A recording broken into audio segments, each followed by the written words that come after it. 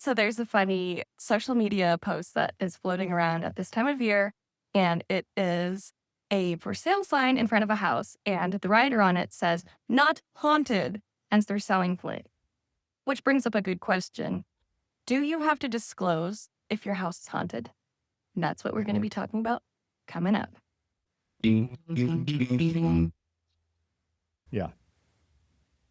Welcome to Albuquerque Real Estate Talk, episode 558 with Tego and Tracy. Do you know that it's been like this spooky season now? Spooky season. It's the spooky season. So we're going to talk about that, right? Yeah, we are. We are. We got some good topics. It's Tego and Tracy and Deferred Venturi talking about real estate here in Albuquerque for over 10 years and love doing it. We've got a couple different topics. We have a few things that came up this week we want to share.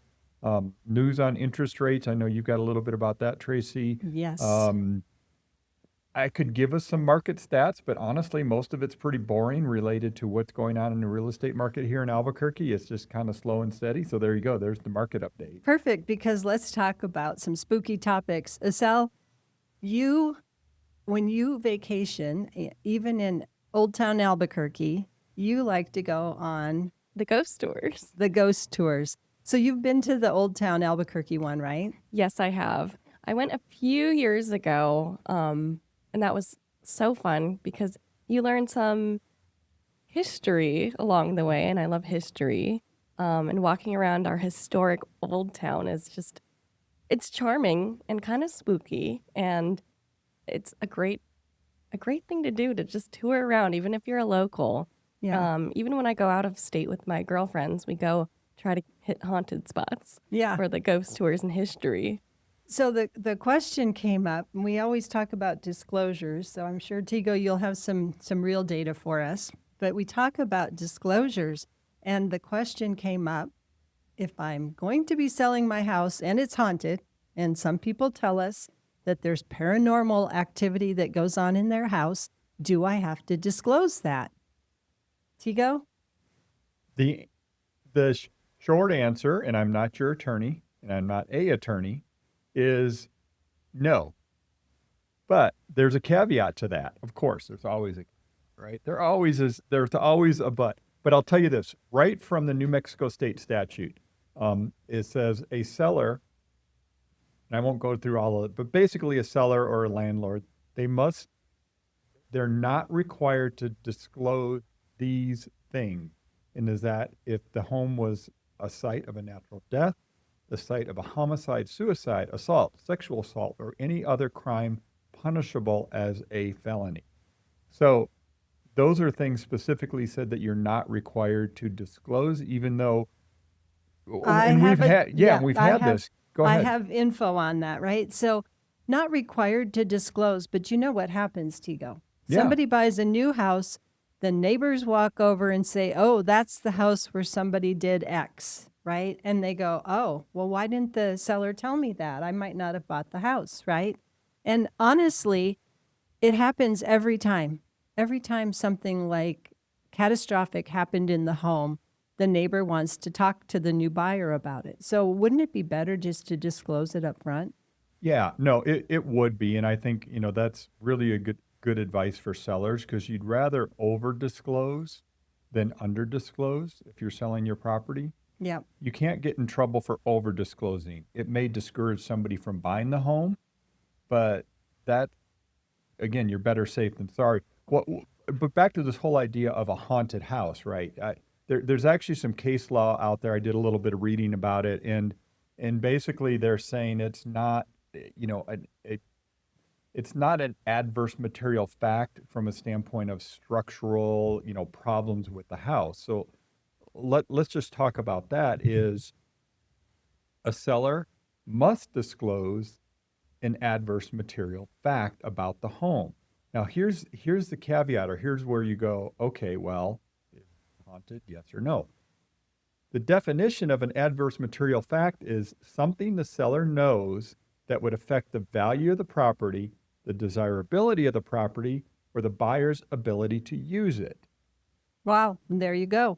So that means if a buyer says, well, I don't want to own a haunted house, or at least a house I know it's like there's no definition of a haunted house. You can't prove it. But aside from that, let's assume that everybody knows in the neighborhood and the seller knows that it's a air quote haunted house. Would they be better off disclosing it or not? Yeah, I don't know, because I don't know if, I mean, obviously they don't have to, but would they be better off, right? The new owner might never feel anything haunted about the house, but who knows? It's one of those things that I don't know anything about. Until the walls start bleeding. Oh, please, that's not going to happen. So it is haunted Sorry, house sorry. season. Sam, our producer, is a real fan of horror shows. So, I know. I know. I just made him laugh. Yeah. So it is haunted house season. I haven't seen any ads for like haunted houses in our area this week. Of come and be scared at our haunted house. Do we not have them here? Anyway, McCall's I just pumpkin patch. yeah, that pumpkin patch isn't very spooky. So some of the famous haunted spots that we know of in Albuquerque, and maybe you'll think of more. So I know the Chemo Theater is supposedly haunted, right? High Noon Restaurant in Old Town, which we love their red chili. What are those little steak bites or something? Yeah. Oh What my is it? gosh. Yeah, something like that. Yeah, Their it's really food is good. really good, and it's a great atmosphere. So honestly, Park Hotel. what The Park Hotel.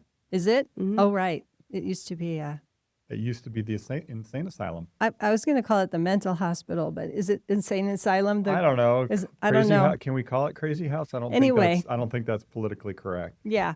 So sometimes I wonder if there are ghosts involved or if things are paranormal when we go to home inspections and you go, wait, the seller said, I didn't know any of that existed. How could that be? Maybe the ghosts were doing it and breaking things. I don't know.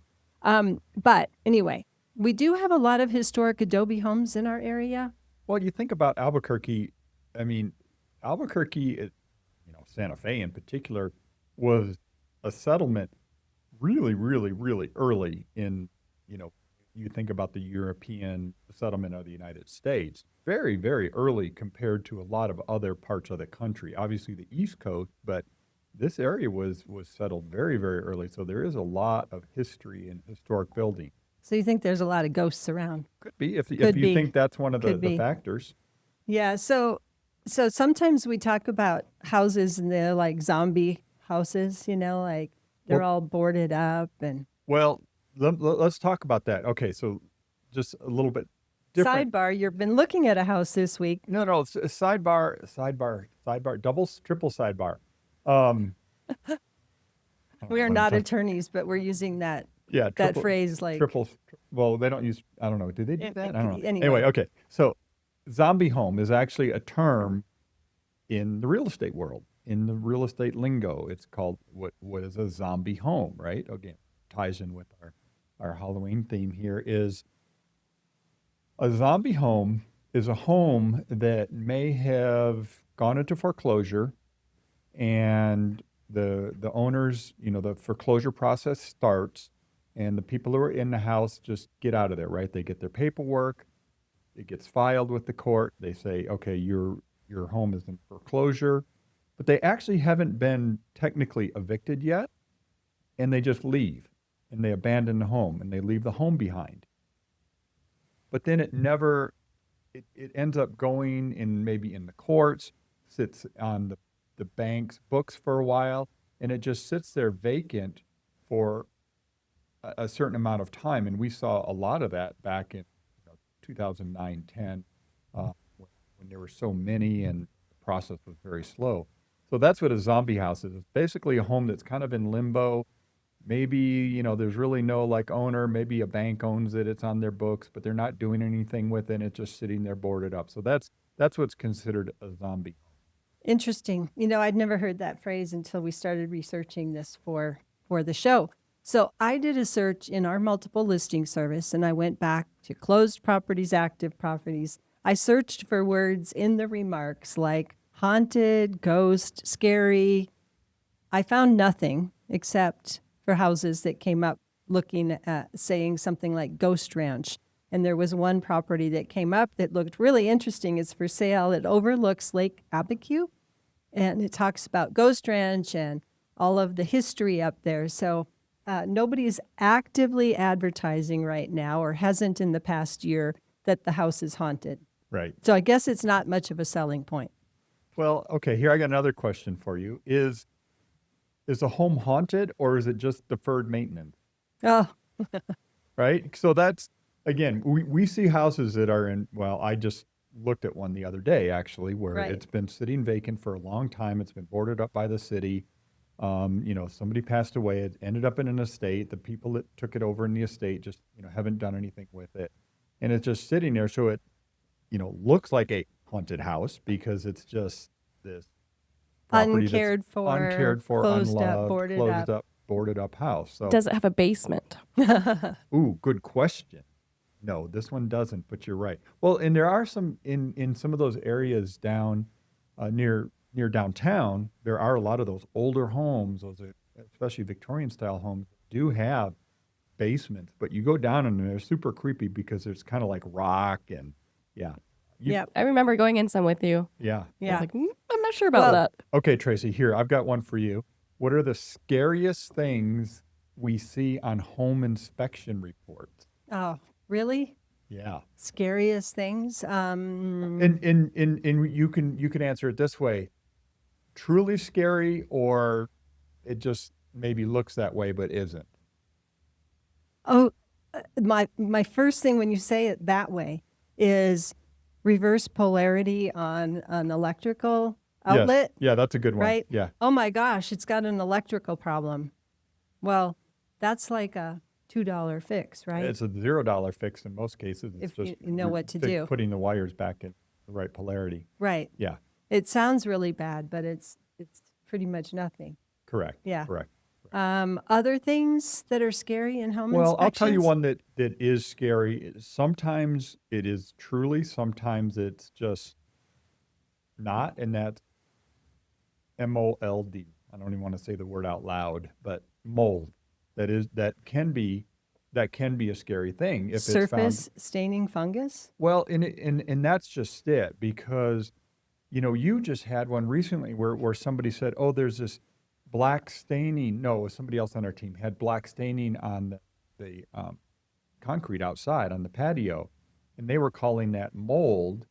And I guess technically it's like a fungus, but so anyway, yes, It mold. was actually some water staining area from the well, right? It was Yeah. like the buildup of some chemical Iron.